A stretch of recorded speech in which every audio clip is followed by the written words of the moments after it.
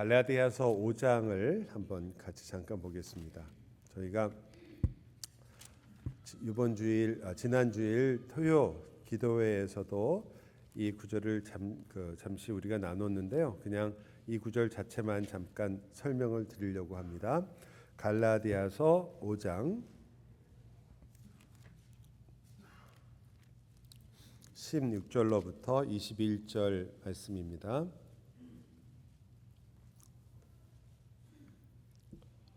덥지 않으시죠? 괜찮아요? 더워요?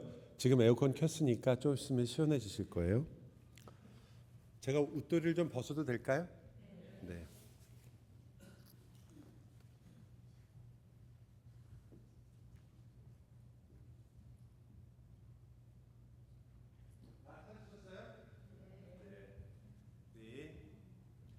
마지막 구절은 같이 읽지만요. 앞에 부분은 제가 읽도록 하겠습니다. 내가 이르노니 너희는 성령을 따라 행하라. 자, 요게 성령을 따라 행하라가 결국 이 장의 마지막에 또 나옵니다. 25절에 만일 우리가 성령으로 살면 또한 성령으로 행할지니. 그러니까 요게 같이 이렇게 들어 있다는 걸 알 수 있으시겠죠? 이렇게 두 개가 그 안의 내용이 하나의 이 섹션을 이루고 있다는 뜻입니다. 그리하면 육체의 욕심을 이루지 아니하리라. 육체의 소욕은 성령을 거스르고 성령은 육체를 거스르나니 이 둘이 서로 대적함으로 너희가 원하는 것을 하지 못하게 하려 함이니라. 그래서 육체의 소욕이 있고 성령의 욕심이 성령이 이끄는 것이 있는데 두 가지가 우리한테 같이 있다고 말하는 겁니다. 그리고 둘이 지금 대적하고 있어요. 너희가 만일 성령의 인도하시는 바가 되면 율법 아래에 있지 아니하리라. 육체의 일은 분명하니 곧 음행과 더러운 것과 호색과 우상 숭배와 주술과 원수 맺는 것과 분쟁과 시기와 분냄과 당짓는 것과 분열함과 이단과 투기와 술 취함과 방탕함과 또 그와 같은 것들이라. 전에 너희에게 경계한 것 같이 경계하노니 이런 일을 하는 자는 하나님 나라를 유업으로 받지 못할 것이요. 이렇게 나오죠. 여기까지만 제가 읽는데요. 이게 뭘 말하냐면 율법 아래에 있는 자, 즉 율법으로 자기의 삶을 살려고 하는 자들의 삶에는 이러한 열매가 맺게 된다라고 말하는 거예요. 우리가 대개 생각하는 우리가 인격적으로 좀 문제가 있거나 혹은 사람이 너무 자기밖에 몰라서 우리는 대개 여기 나오는 것처럼 다른 사람하고 화를 내고 분열하고 당짓고 분쟁한다 이렇게 생각하실 수 있지만 성경이 말하는 바는 그런 것이 바로 율법 아래에 있기 때문이다. 율법 아래에 있다는 말은 율법에 의해서 여러분 자신을 판단하고 율법을 지키는 것으로 내가 하나님 앞에 갈 수 있다라고 생각한다는 그런 의미입니다. 즉 내가 내 힘으로 내가 착하게 살아서 또 혹은 내가 조금 더 노력해서 내가 하나님 말씀을 더 잘 지켜서 내가 더 사랑해서 내가 더 절제해서 내가 더 잘해서 하나님 앞에 갈 수 있고 그것들을 이룰 수 있다라고 생각하며 살게 되면 오히려 어떤 열매가 맺힌다고요? 남을 정죄하게 되고 그리고 분노하기 쉽고 그리고 결국은 방탕하게 되고 그리고 투기하게 되며 분열하게 되고 이단에 빠지기 쉽고 우상을 숭배하게 된다 이렇게 얘기합니다. 왜냐하면 즉 하나님의 계명인 그냥 쉽게 10계명이라고 생각하시면 돼요. 10계명을 잘 지키려면 어떻게 해야 되죠? 여러분 10계명 잘 지키려면 어떻게 해야 돼요? 우리가 지금 여러분께 여쭤보는 게 10계명을 잘 지키시려면 어떻게 해야 돼요? 열심히 지키면 돼요? 예수를 잘 믿어야 돼요. 그죠? 예수님을 잘 의지해야만 10계명을 지킬 수가 있어요. 왜냐하면 성경에서 여러분에게 요구하는 것은 그 계명을 100% 완전하게 이루라는 의미가 아니라 그리스도에게 와서 그리스도를 의지함으로 이 세상에서 나의 부족을 깨닫고 끊임없이 주님의 뜻을 따라서 사는 길을 가라고 하는 거니까요. 이해가 되시나요? 네.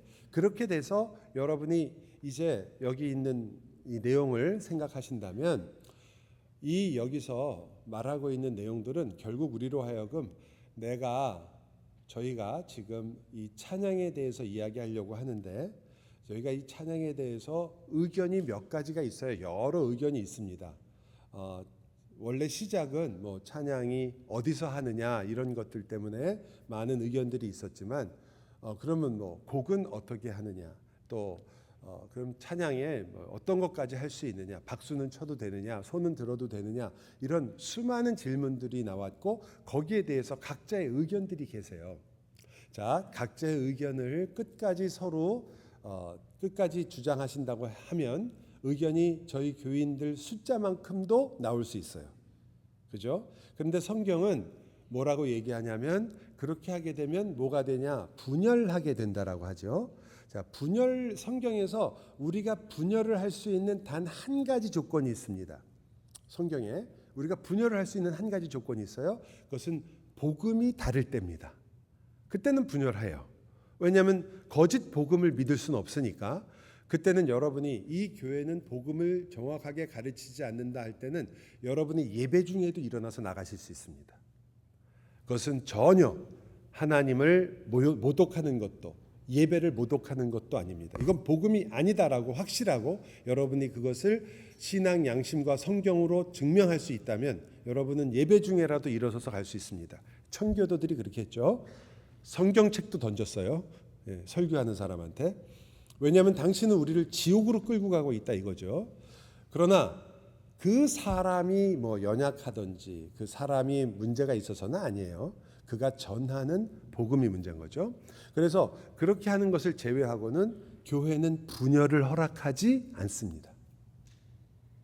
교회는 분파를 허락하지 않죠. 바울이 항상 이야기하기를 심지어 너희 가운데 바울파가 있고 아볼로파가 있고 또 뭐 심지어 예수파도 있다. 이게 말이 되느냐라고 얘기하잖아요. 우리는 그런 것들이 왜 생기게 되냐면 성경이 지금 교회들이 가지고 있는 최대 문제예요. 분열이라는 거.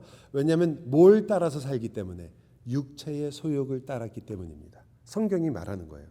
우리가 육체를 따르게 되면 즉 율법 아래 있는 자처럼 나아가게 되면 우리는 다른 사람에 대하여 나는 옳은 것을 이야기하고 있어도 그 열매가 이렇게 나온다고 얘기하는 거죠. 틀려서 그런 게 아니고요. 육체의 욕심 때문에 그래요. 제가 아는 훌륭한 개혁주의 신학자들이 있습니다. 신학자로서 훌륭하신 분들이에요. 흠잡을 데가 없을 정도로 강의할 때 보면 너무너무 강의 내용이 좋아요.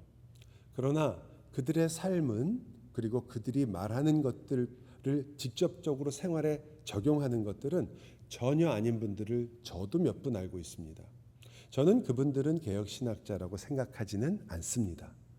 자기가 말하는 것을 스스로의 삶으로 부인하는 것은 거짓된 삶이기 때문이죠. 적어도 개혁신학자들의 가장 중요한 부분은 자신들이 잘못하고 했다면 그것을 회개할 줄 알고 돌이킬 줄 알며 그리고 그것을 바로잡는 일을 하려고 하는 것이 개혁주의입니다. 개혁주의는 완전하기 때문에 개혁주의가 아닙니다. 성경이 우리에게 요구한 대로 살려고 하기 때문에 개혁주의라고 말하는 겁니다. 성경이 우리에게 요구하는 것은 너희가 죄를 지었다고 생각하고 너희가 교만하다고 생각하고 너희가 잘못했다고 생각한다면 어떻게 하라고요? 회개하라. 그리고 또 회개한 것에 대하여 거기에 알맞는 또 하나님께서 요구하는 열매를 맺도록 하는 겁니다.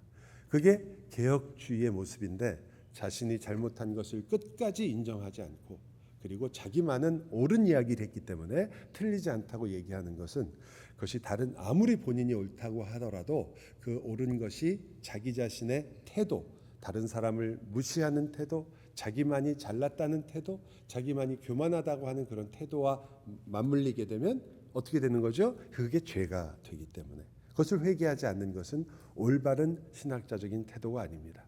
여러분 켈빈 목사님이 그렇게 훌륭하시지만 교회에서 쫓겨난 적도 있습니다. 하지만 순종했어요. 그래서 쫓겨나면서도. 왜요? 본인이 순종한 이유가 있죠. 그것이 우리가 하나님의 교회가 하나가 돼야 된다는 것을 서로 인정했기 때문입니다. 그래서 저는 먼저 여러분과 제가 이 부분에 있어서 우리 모두가 다 같이 많은 의견이 있을 때 특히 중요한 내용입니다. 성령 하나님이 우리에게 주시는 성령의 열매를 같이 바라봐야 됩니다. 내가 어떤 의견을 가지고 있든지 성령의 열매를 맺는 방향으로 가려고 하는 겁니다. 여러분의 의견이 다 일리가 있어요. 다 틀린 의견을 하시는 분은 제가 뵌 적은 없습니다. 그리고 다 의도가 있으시고 선한 뜻이 있습니다. 정말 존중합니다. 그러나 교회에서 본인이 가지고 있는 의견이 비록 옳으며 그리고 그것이 가장 좋은 것처럼 보일지라도 무엇을 깨트리면 안 되냐면 내가 사랑의 열매를 맺고 있는가, 내가 정말 상대방을 어떻게 배려하며 그를 인내하고 있는가, 그리고 내가 어떻게 사랑뿐 아니라 또 성경에 나오기는 성령의 열매를 맺으려고 노력해 가고 있는가, 아니면 내 말이나 내 행동이나 혹은 내가 하는 것을 통해서 오히려 반대의 열매, 즉 육체의 열매를 맺고 있지 않는가를 항상 바라보셔야 됩니다. 그것이 이 문제를 우리가 접근하는 첫 번째 우리가 꼭 가져야 할 태도입니다. 그렇지 않게 되면 우리는 누가 옳고 누가 틀린가를 결정할 때 결국 서로 상처를 입게 됩니다. 그건 피할 수가 없거든요. 그런데 우리가 다 같이 상처를 입으면 그러면 우리가 이길 수 있어요.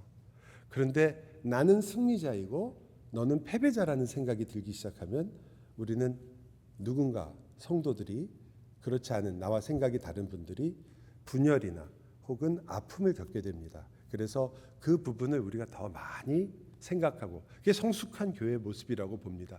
왜냐하면 그것이 바로 성경에서 우리에게 요구하는 것이니까요. 어떤 한 분이나 혹은 어떤 한 사람에 대한 이야기가 아닙니다. 지금 이야기하고 있는 저에게도 적용되는 겁니다. 누구나 다 같습니다. 그리고 이 함정에는 누구나 빠질 수 있기 때문에 그래서 여러분이 내가 어떤 것을 주장할 때 혹은 이런 생각을 하고 말을 할 때는 내가 과연 교회에서 성령의 열매를 추구하고 있는가, 아니면 나 자신의 마음, 내 편함, 내가 옳다고 생각하는 것을 주장하려고만 하는가를 꼭 생각해 주셨으면 좋겠습니다. 그래야 저희가 이 강의가 여러분에게 도움이 돼요. 왜냐하면 이 강의 자체가 미리 말씀드리지만 찬송을 그럼 이렇게 서서 이런 식으로 이런 노래를 부르십시오라고 성경이 정해준 게 없어요. 그러니까 여러분 손 들고 찬양하는 게 맞을까요? 틀릴까요? 여러분 박수를 막 치면서 찬송하는 건 어떨까요?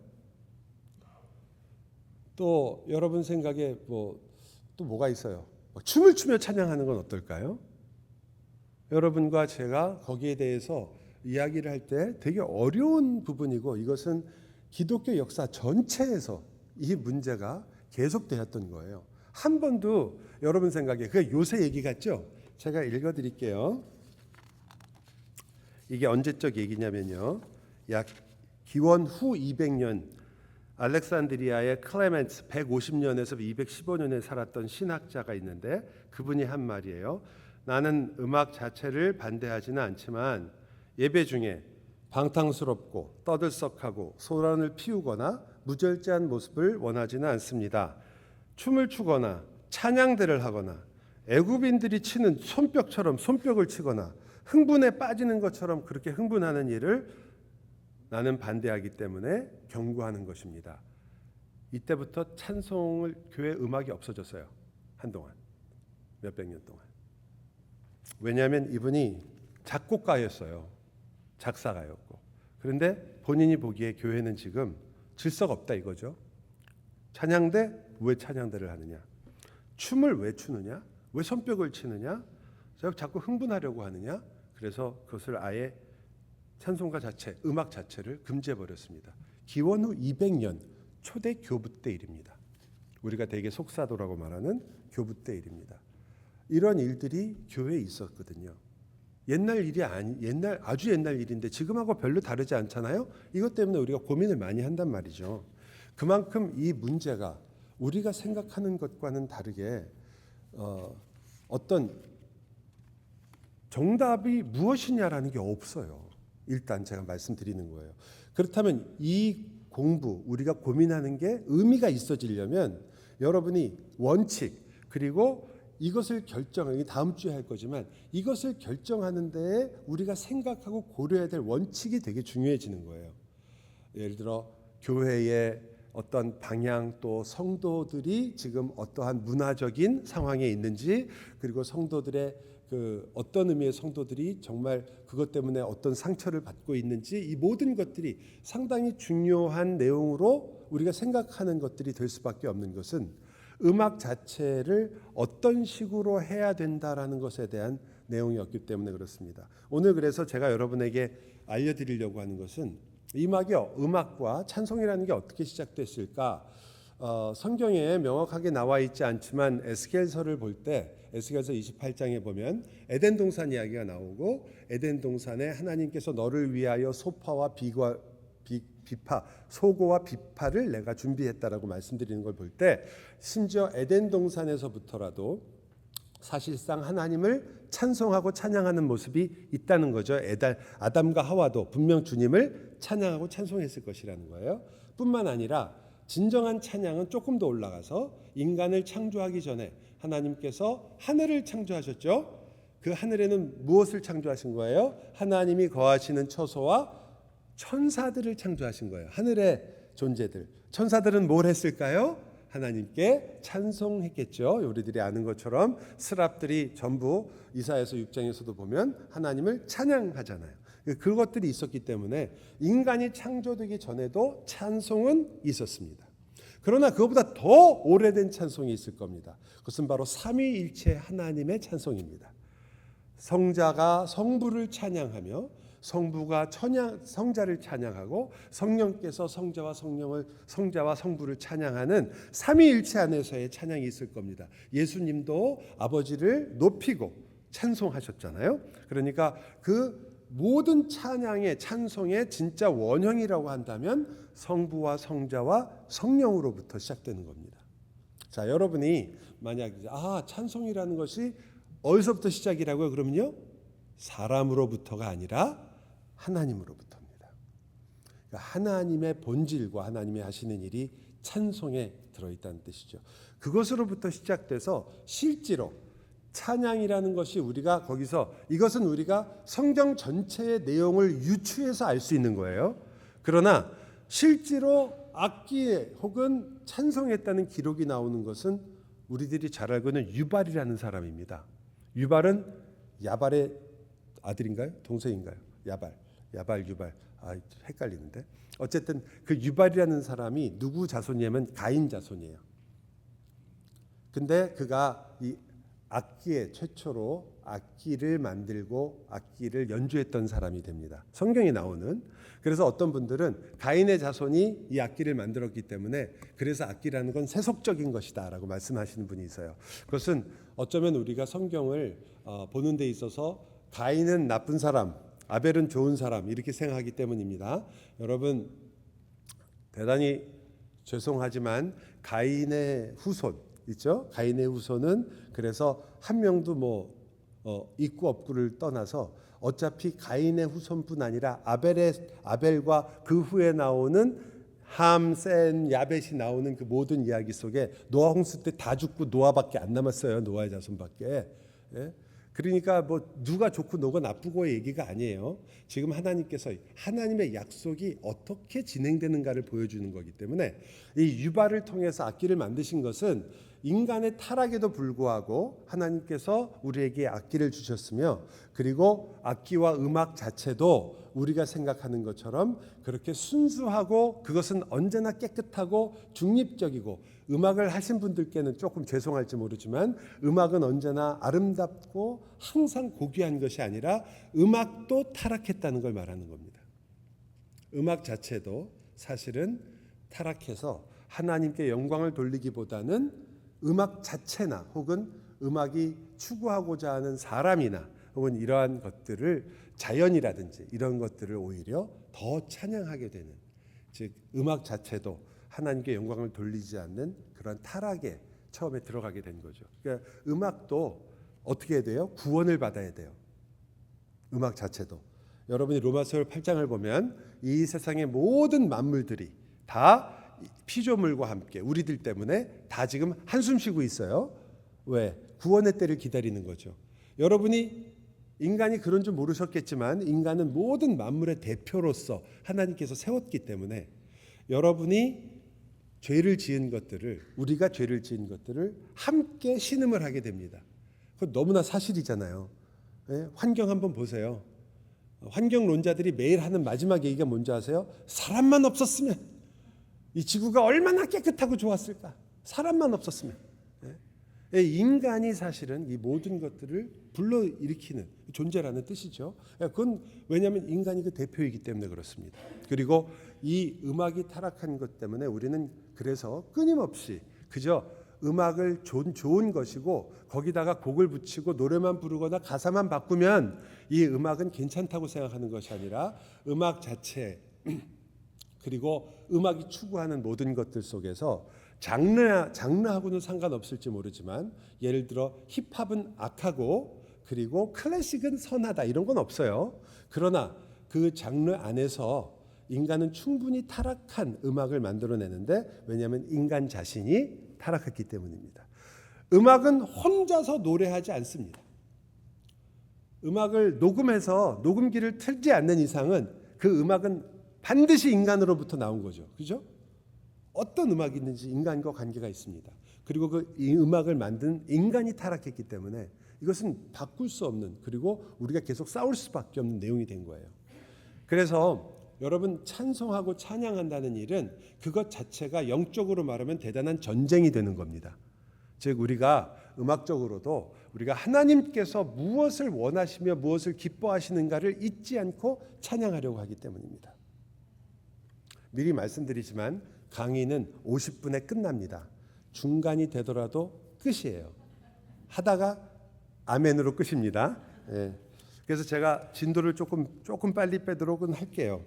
자, 그래서 이 찬양이 그렇게 시작되고 시작은 됐지만 끊임없이 특히 여러분이 출애굽에서 보면 미리암의 노래, 모세의 노래가 나오잖아요. 그런 노래들이 있지만 그 노래들을 악기를 가지고 연주하고 그 노래들이 등장하는 이유는 그 노래 자체가 사실은 전체 음악을 구원하는 그러한 내용이기도 하기 때문입니다.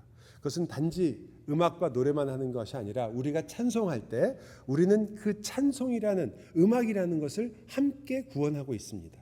구원에 참여하게 하는 거죠.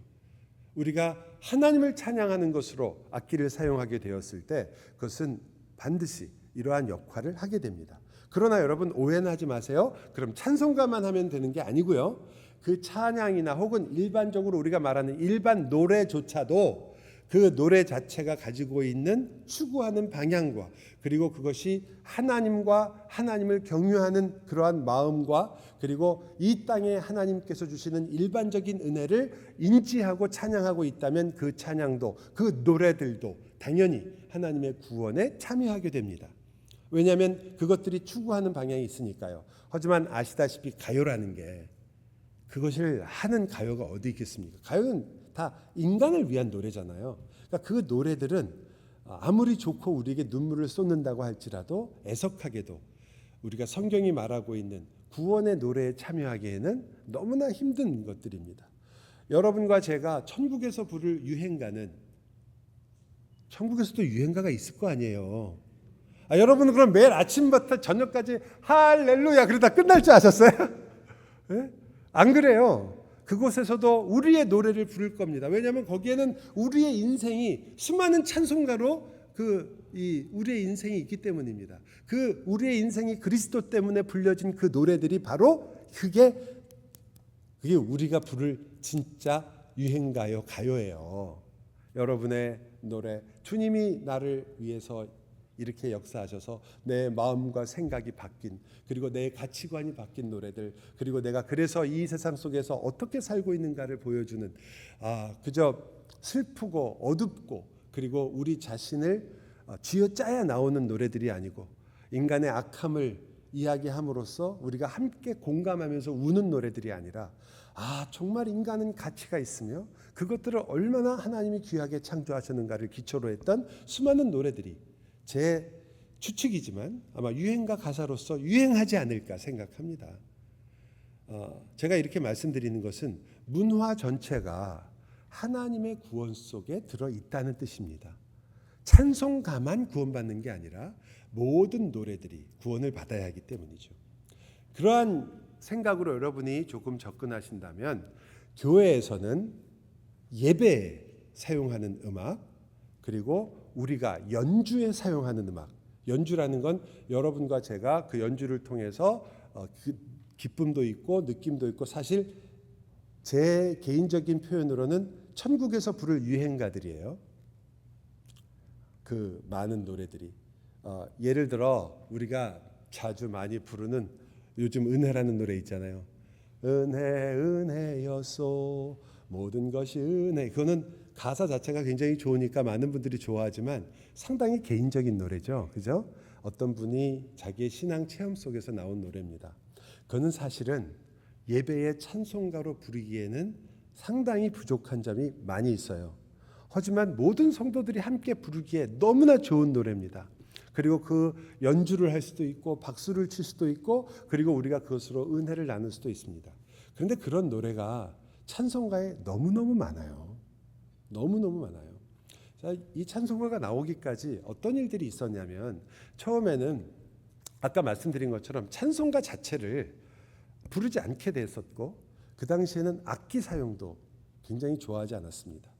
약 10세기, 11세기에 있었던 토마스 아퀴나스 같은 사람도요, 뭐라고 얘기했냐면 교회에서 악기 사용하는 것에 대해서 상당히 부정적으로 얘기했어요. 이미 파이프 오르간을 7세기에 사용하기 시작했거든요. 교회 안에서 실제로 사용하기 시작했어요. 그런데 그게 심지어 캐톨릭에서도 그것을 교회에서 쓰도록 허락을 해준 거는 16세기 트렌트 종교회의 때, 그때 교회에서 쓰는 걸 교황이 허락을 했어요. 700년부터 썼던 건데 거의 몇 년이에요. 거의 1000년 가까운 시간이 지나서야 교회에서 공인을 해준 거예요. 물론 그래서 쓴 거죠. 막 파이프 오르간이요. 여러분, 파이프 오르간 얼마나 장엄해요. 우리가 지금 오늘날 파이프 오르간을 교회에서 쓰시는 교회들이 가끔 있잖아요. 근데 그 파이프 오르간이 교회에서 쓰이는 데까지 그렇게 오랜 기간이 걸렸습니다. 피아노는 말할 것도 없어요. 시간은 좀 적게 걸렸지만 피아노를 지금은 우리는 피아노 치는 것 조정진 씨인가요? 누구예요?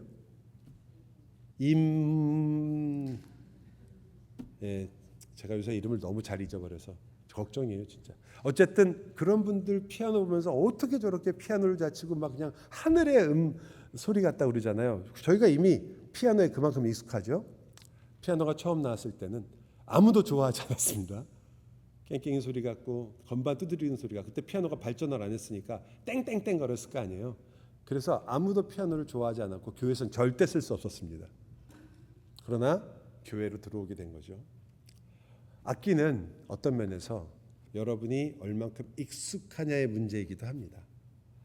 여러분의 자손들, 우리 중고등부 학생들은 교회에서 피아노를 쓰지 않을 가능성이 아주 높습니다. 전자올간을 쓰거나 전자악기를 쓸 거예요.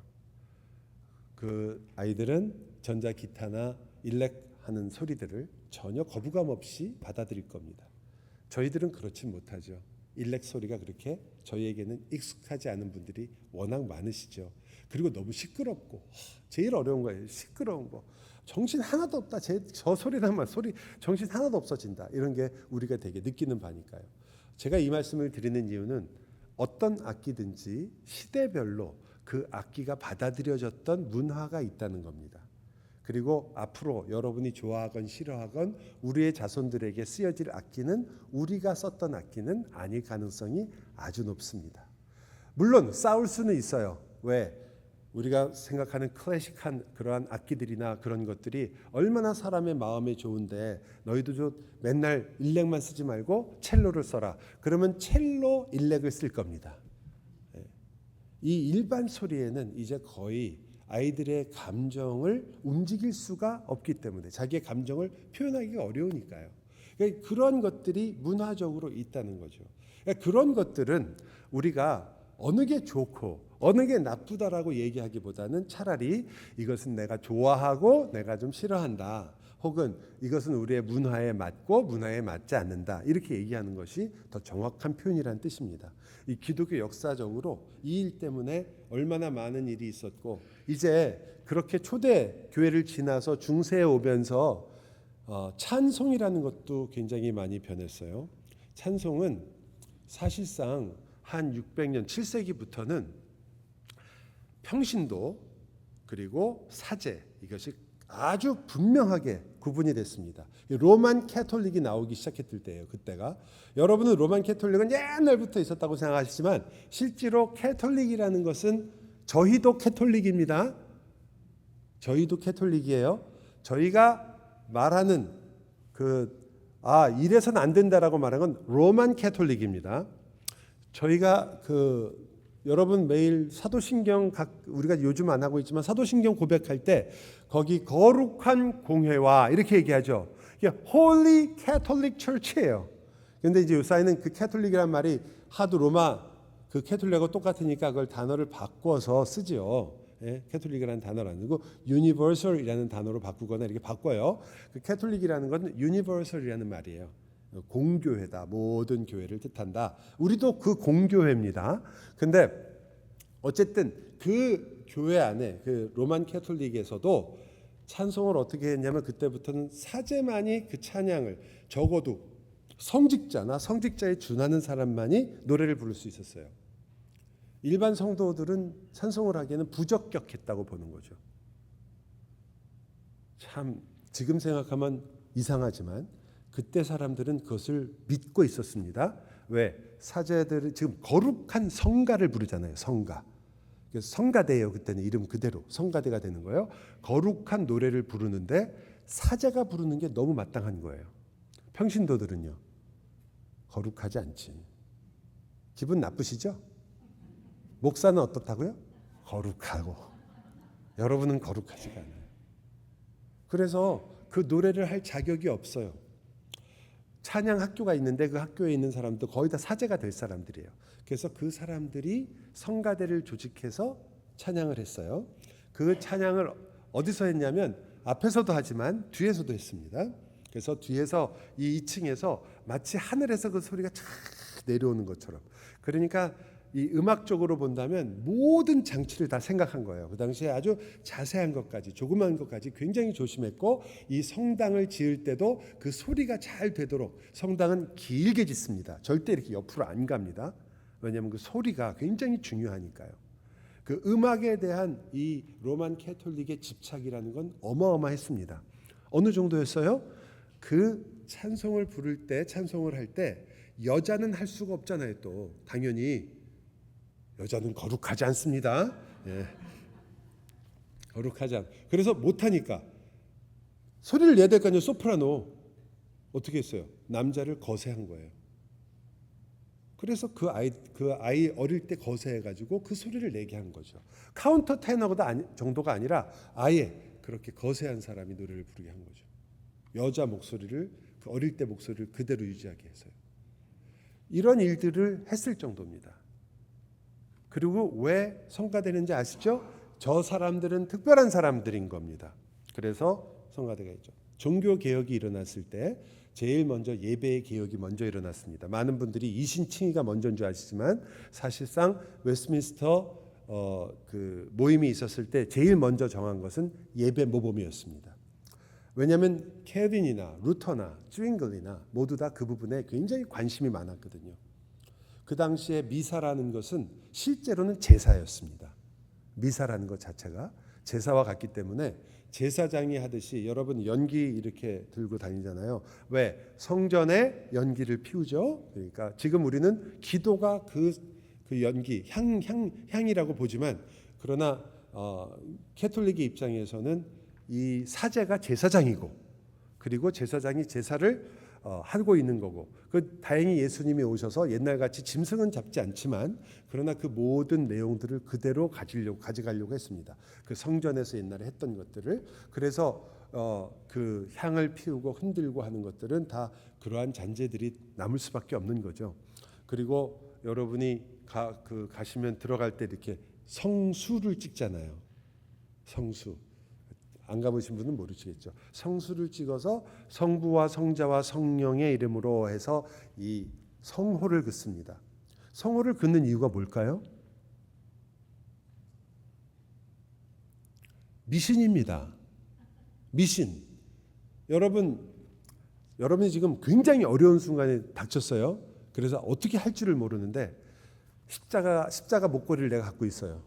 그럼 어때요? 십자가 목걸이 붙잡고 기도하겠죠? 주님 살려주십시오. 미신입니다.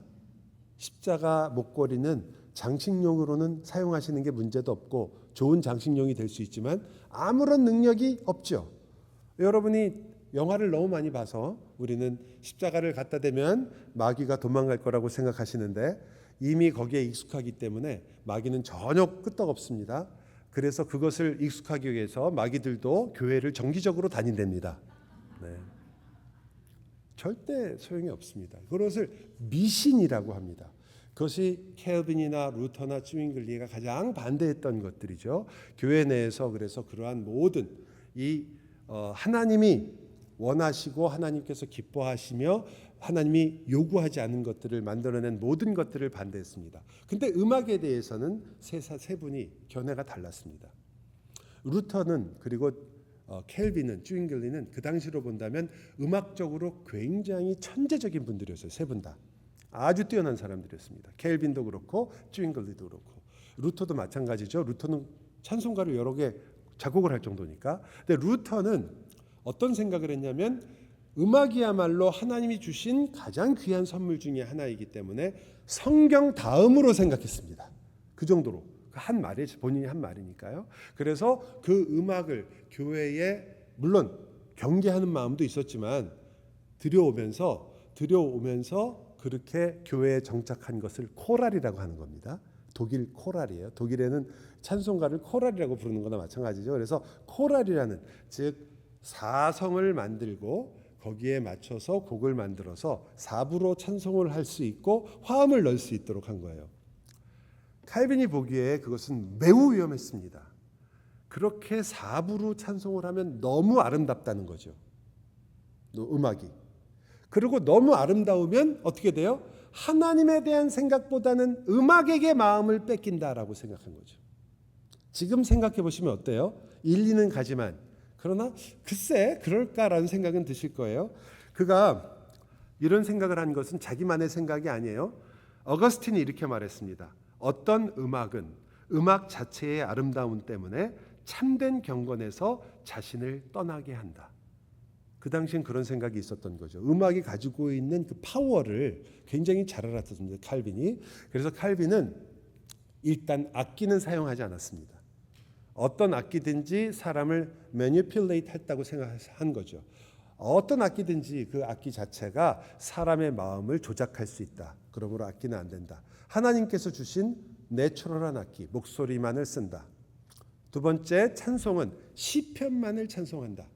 왜냐하면 그것이 성경에 하나님께서 우리에게 주신 찬송가이기 때문이다. 그래서 시편에다가 곡을 붙였습니다. 그 곡을 붙인 곡들은 그 당시에 많이 사용하던 곡이에요. 지금 우리가 부르면 되게 이상하지만 그러나 그 당시에는 많이 부르던 그때 그레고리안 찬트가 있던 때니까 이제 캐톨릭에서 만든 많은 노래들이 그런 형태니까 그 곡이 밋밋합니다. 지금처럼 자극적인 노래가 없어요. 옛날에는요. 여러분 모차르트가 많은 사람들을 미치게 한 이유가 뭐예요? 사람들이 모차르트 여러분 생각에는 와 지금은 뭐 왜 그 당시에 어떤 사람들은 모차르트를 악마라고 그랬어요. 왜? 너무 발랄하니까 점잖지 못하고 말이죠. 음악이 너무 사람의 마음을 너무 표현하니까 그렇게 생각했단 말이죠. 뭐 제가 음악을 잘 모르기 때문에 요 정도만 할게요. 제가 음악 전문가면 더 얘기를 해드리면 좋겠지만 그러한 음악이 가지고 있는 그건 지금도 마찬가지입니다. 음악은 분명히 그런 약점이 있어요. 그만큼 우리의 마음을 그렇게 흔들 수 있기 때문이죠. 그런데 루터는 그러나 이걸 잘 사용한다면 많은 이들에게 하나님의 진리를 전달할 수 있고 하나님께 찬송할 수 있겠다라고 생각했습니다. 여러분, 제가 아까도 말씀드렸잖아요. 설교 시간에도 성경에는 하나님께 찬송하는 게 거의 없어요. 하나님을 찬송합니다. 그게 하나님께 찬송하는 걸로 들리게 되는 거예요. 하나님 자신을 높일 때 그게 찬송이 되는 거지, 하나님께 또 다른 것을 갖다가 드리는 게 아니에요. 우리에게서 나오는 어떤 것을 하나님께 갖다 드리는 게 찬양이라고 생각하면 우리는 우리가 가진 것들을 가장 멋있는 걸로 만들려고 하겠죠. 그죠? 그러나 우리의 찬양의 태도가, 아니 내가 만들고 내가 만든 음악, 그리고 내가 연주하는 연주, 내가 사용하는 악기, 이런 게 아니라 하나님을 찬양한다 그러면 우리의 모든 관심이 어디 가요? 하나님에게 가겠죠. 다른 겁니다. 그런데 그것을 루터도 알고 있었고 그렇게 하기를 원했어요. 하지만 그는 음악적으로는 많은 이들이 더 많은 찬송하기를 너무 원했던 거죠. 그의 찬송가에 끼친 영향이라는 것은 굉장히 지대했습니다. 물론 시편 찬송도 영향을 주긴 했지만 루터만큼은 아니었어요. 쯔윙글리는 어땠냐? 쯔윙글리는 찬송가 자체를 폐기해버렸습니다. 가장 강력한 사람이었어요. 자, 이렇게 쯔윙글리가 제일 음악적으로는 천재에 가까웠다고 그래요. 악기도 굉장히 잘 다뤘고 노래도 잘했답니다. 그런데 쯔윙글리는 교회에서 악기는 물론 쫓아냈었고 찬송가 자체도, 찬송가를 곡을 만들어서 하는 것도 없애버렸습니다. 칼빈이 찬송가를 지었을 때, 그 시편 찬송을 지었을 때 그 시편 찬송의 곡들이 제네바 시편이라는 게 생겼고, 제네바에서 했으니까 그 다음에 그것이 잉글랜드로 넘어가면, 잉글랜드에 가면 스코틀랜드 시편이 있습니다. 그것은 훨씬 더 쉬워요. 왜 우리나라는 왜 제네바 시편만 하는지 모르겠어요. 이건 노래 자체도 훨씬 쉽고 그리고 익숙한 노래들이 많이 있습니다. 우리도 아는 노래들도 있고요. 근데 왜 그게 좀 더 우리에게 보급됐으면 좋겠어요. 근데 어쨌든 이 제네바 시편이나 이런 것은 여러분 생각에는 현재 없어질 줄 알았겠지만 미국에 있는 여러 교단들은 여전히 시편만을 찬송합니다. 놀라셨죠? 미국에 있는 교단 중에 저희와 형제 교단으로 PCA와 형제 교단인 북미 개혁교회 협의회가 있습니다. 그 협의회의 회원인 교단 중에 3교단인가 2교단은 여전히 시편만 부릅니다. 그리고 악기를 사용하지 않습니다. 시편만 불러요. 그분들이 가끔 저희 이 협의회에 와서 항상 그분들이 얘기하죠. 왜 시편을 부르지 않고 찬송가를 부르냐고. 저희 교회는 찬송가를 부르고 있잖아요.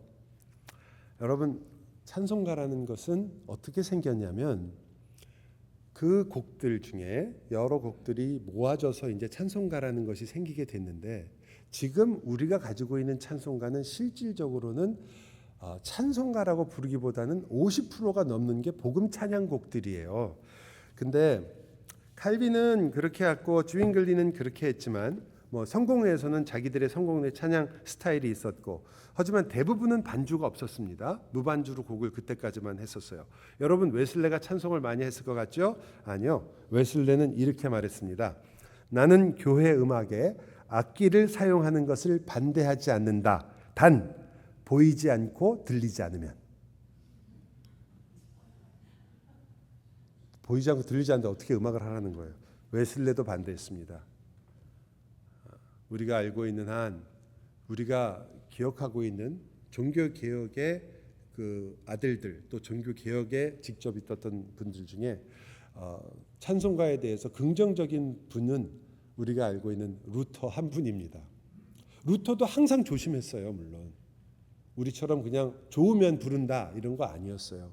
굉장히 조심했었는데, 이런 것이 변화가 되고 우리나라 찬송가가 만들어진 것은 어떤 영향이 우리나라가 가지고 있는 우리 찬송가, 여러분이 만약 미국의 개혁교단에서 나온 찬송가를 보시면 이렇게 두꺼운데요. 트리니티 힘나 삼위일체 찬송가라고 나오거든요. 이렇게 두꺼운데 앞에 3분의 1은 시편이에요. 그리고 뒤에 3분의 2는 우리가 알고 있는 찬송가도 있고 거의 대부분은 잘 모르는 그런 노래들이 많이 있습니다. 그런데 거기서는 이제 이러한 시편이나 이런 곡들이 사람들에게 계속해서 잘 불렸으면 좋은데 그런 것들을 부르는 사람들은 사실상 수가 줄어들고 편하고 쉬운 노래, 코랄이라는 곡 자체가 작곡을 할 때도 그렇고 곡 자체가 좀 화려하기도 했지만 그러나 그것보다는 당시 사람들이 쉽게 부를 수 있는 노래들이 많았어요. 가스펠송이라는 것이 나왔을 때도 마찬가지죠. 그게 복음 찬양이잖아요. 가스펠송이라는 것이 나왔을 때 처음에 그 곡들은 사람들이 부르기 쉬운 곡들이고 일단 조나 혹은 가사나 이런 모든 것들이 편하고 쉬운 것들이 있었습니다. 그래서 1870년 19세기 중반 후반이죠. 그 유명한 무디의 이 집회를 통해서 생키라는 사람이 굉장히 유명해졌거든요. 둘이 같이 사역을 했습니다. 생키는 음악 사역을 했고 무디는 복음을 전했는데 무디가 한 훌륭한 그리고 좋은 영향들이 얼마나 많은지 몰라요. 그러나 무디는 어떤 생각을 했냐면 그냥 거기서 좋은 노래들을 많은 사람들에게 끼치는 간증의 노래들을 많이 하고 싶었던 거예요. 생키는 주로 그런 곡들을 주로 작곡을 했고 여러분이 좋아하는 어려운 일 당할 때 그것도 생키 곡입니다. 주 날개 및 내가 똑같습니다. 우리는 주님을 늘 배반. 그 다음에 크로스비가 있죠. 우리가 잘 알고 있는 눈이 보이지 어릴 때 약을 잘못 먹어서 눈이 멀었지만 정말 그 영적인 눈을 뜨고 주님을 사랑했던 정말 천재적인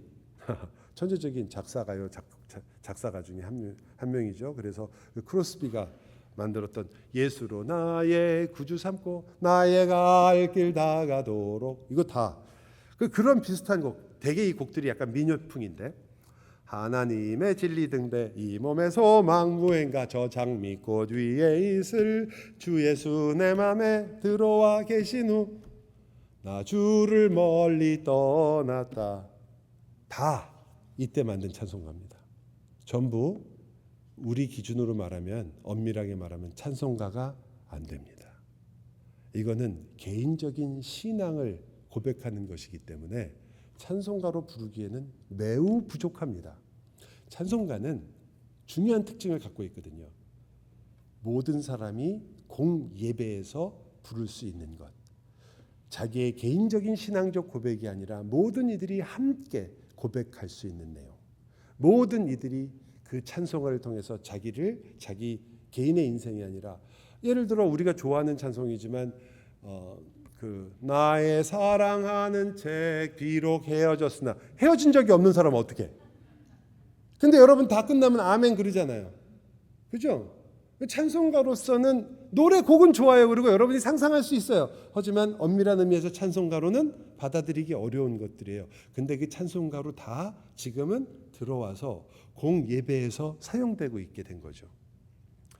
그래서 안 되니까 버려라 이런 뜻이 아니에요.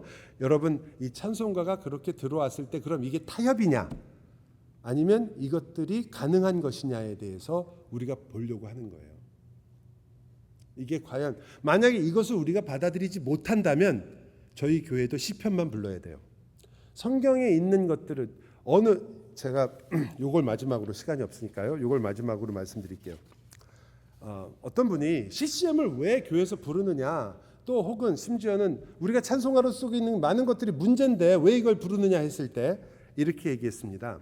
첫째, 많은 사람들이 자기에게 옛날의 음악 클래식은 무언가 신성한 기분이 들고 그런 거 있잖아요.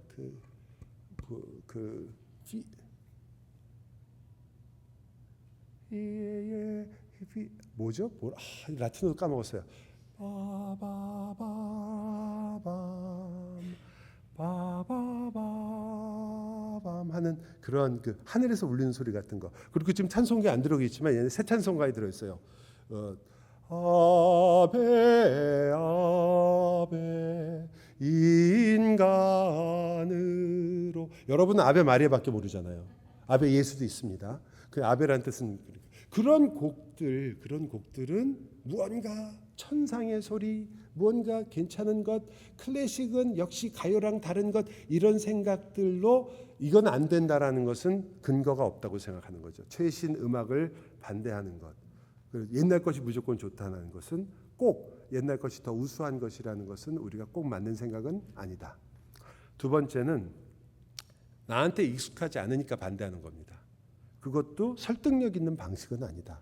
이건 나한테 익숙하지. 이건 난 잘 모르는 곡인데 왜 예배 시간에 잘 모르는 곡을 부르느냐. 여러분 새로 오신 분들한테는 다 모르는 곡이에요. 여러분이 그렇게 좋아하는 나의 사랑하는 책 처음 듣는 곡이에요. 여러분에게 익숙하다고 해서 그것이 찬송가로 쓰일 수 있고 익숙하지 않은 곡은 예배에 쓰면 안 된다라는 것도 사실은 그렇게 좋은 논리적인 이야기는 아닙니다. 심지어 가사나 작곡자의 이단적 요소가 있으니까 안 된다라는 것도 설득력은 있지만 그렇게 따지면 몇 곡이 남을지 모르겠어요. 진짜 1장같이 만복의 근원 하나님, 이거는 유대인들이 부르던 그 곡을 여전히 우리가 가지고 있다고 보는 건데 1장하고 3장은요. 근데 그 곡 이런 곡들은 어떻게 받아들이고 유대인들이 불렀던 건데 또 그렇지 않더라도 여러분 우리나라 찬송가에 저희가 교회에서 자주 가사 바꾸잖아요. 찬송가의 번역도 물론이지만 곡 자체가 여러분 놀라실지 모르겠지만 여러분이 정말 좋아하는 곡 It is well with my soul. 그 스토리도 너무 좋아하시잖아요. 그 스태포드 나중에 목사 한수를 받으셨나 모르겠는데 어쨌든 그분의 이야기도 좋아하고 얼마나 좋아하세요. 하지만 그분이 나중에 아들도 잃었었어요. 한번 나중에는요. 다시 아이가 셋을 낳았는데 그중에 막내 아들이 있었는데 아들도 죽었어요. 나중에 그 일을 겪고 사람들이 이 사람이 그 모든 일 속에서도 하나님께서 나와 함께해서 너무 기쁘다 그러니까 약간 미친 사람으로 취급해서 결국 사회에서 격리돼 가지고 예루살렘 쪽으로 가서 예루살렘에 있는 공동체에서 자기들끼리 그렇게 살다가 그렇게 돌아가셨어요. 끝냈어요. 그렇게 공동체를 그러니까 자기들끼리 공동체를 만든 순간 섹테리안이 되는 거거든요. 섹테리안이라는 말은 자기들만 옳다고 생각하고 모인 사람들을 말하는 거예요. 그렇게 되는 거거든요. 그러니까 그런 일들이 있었어요. 그렇게 훌륭하신 분도 그 신앙적으로 그가 그렇게 나가서 그렇게 됐다는 것을 만약에 우리가 그러니까 이 찬송가는 빼야 되나 또 섹테리안인데 왜 아니잖아요. 찬송가를 이런 식으로 빼기 시작하면 부를 찬송가가 정말 없을 수도 있다는 거죠. 그래서 단지 가사나 작곡자에게 이단이 아니라 이단적 요소가 있다는 것만으로 곡을 무조건 아니라고 한다면 오로지 시편만 불러야 되는 거예요. 완전하니까. 그런 면들. 그 다음에 요즘 곡들은 반복이 너무 많잖아요. 그죠? 반복이 곡을 너무 쉽게 쓰니까 1절밖에 안 하니까 어떻게 한 번 부르고 나면 너무 심심하잖아요. 두 번은 불러야지. 두 번 부르고 나면 뒤에 후렴을 또 심심하잖아. 그것도 부르지. 그래서 옛날에 어떤 곡이죠? Sing 할렐루야인가? 그건 9번이나 했어요. 근데 문제는 뭐냐면 그 가사가 그저 주님을 찬양합니다. 주님을 찬양합니다. 이것만 한 10번, 20번 하는 것은 찬양으로서는 정말 안 좋은 거거든요.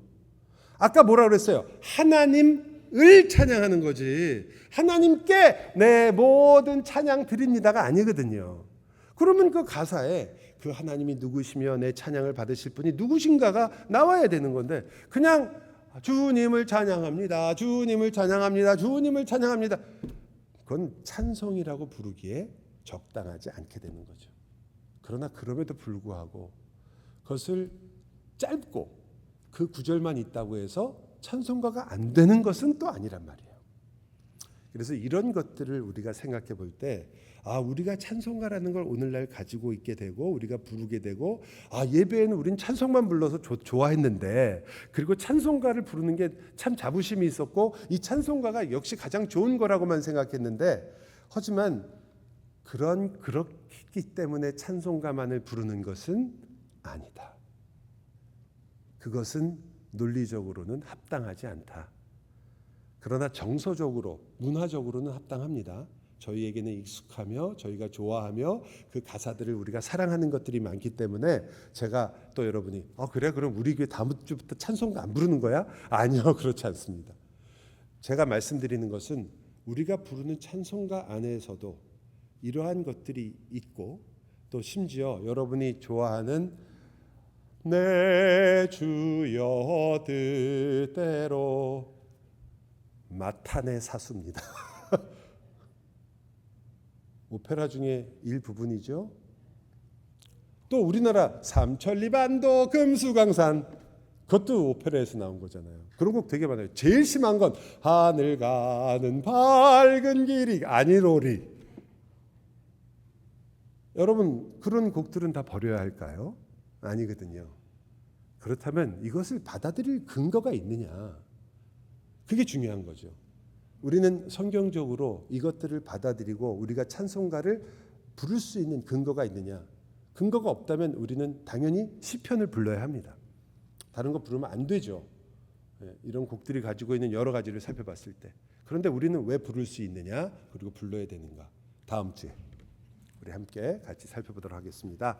제가 조금 늦게 시작해서 약간 조금 더 오래 했는데 너무 죄송하고요. 다음 주에는 역시 50분에서 55분까지 시간을 꼭 지키도록 하겠습니다. 다음 주에는 어떤 내용이냐면 오늘 약간 역사적인 부분을 다루었다면 다음 주에는 그렇다면 우리가 찬송할 수 있는 노래들은 어떻게 우리가 알 수 있는가가 전반부고요. 그 다음엔 그럼 어떻게 찬송하는 것, 찬송할 때 저희가 세팅을 이렇게 하느냐, 앞에 하느냐, 뒤에 하느냐, 혹은 다른 방식으로 하느냐, 그 방식들은 어디서 나온 것이냐, 그리고 그런 것들이 우리에게 어떤 의미가 있느냐, 또 그런 것들을 하는 근본적인 이유가 무엇인가에 대한 부분들을 여러분과 함께 좀 고민을 같이 할 수 있도록, 그게 조금 시간이 모자라면 한 주 더 생각을 하도록 하겠습니다.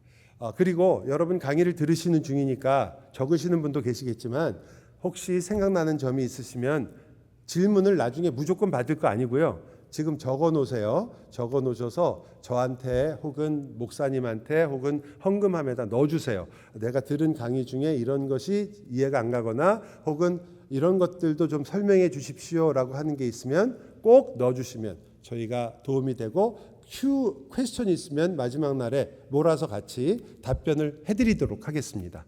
예, 괜찮습니까? 네, 우리 기도하고 마치겠습니다. 하나님께서 우리에게 노래를 주셨고 음악을 주셨는데 과연 우리가 어떠한 마음으로 어떻게 이 찬양에 접근하며 그리고 어떤 곡을 부르며 어떤 것이 하나님을 기쁘게 하는 건지에 대해서 잠시 생각해 보았습니다. 여전히 우리에게는 이것들을 어떻게 결정해야 될지를 위해서 교회가 결정해야 될 원리들이 있습니다. 주님, 저에게 지혜를 주시고 어느 누구도 나누어지는 것이 아니라 오히려 이 일을 통해서 우리의 마음이 하나가 되도록, 분열이 아니라 일치가 되도록, 우리가 서로에게 분파가 아니라 예수 그리스도로 말미암아 우리가 서로를 최대한 같이 용납하도록, 같이 상처를 입든지 같이 승리하도록 주님께서 함께해 주옵소서. 주께서 주시는 지혜가 우리의 마음과 생각을 지켜주시며 우리가 찬송이 무엇인지를 알아가는 그 순간과 시간마다 정말 우리가 부르고 있었던, 생각 없이 혹은 모르고 불렀던 찬송들이 정말 귀하고 귀한 찬양이 되게 하셔서 저희로 올바른 찬양을 할 수 있도록 그 길로 인도해 주옵소서. 예수님 이름으로 기도합니다. 아멘.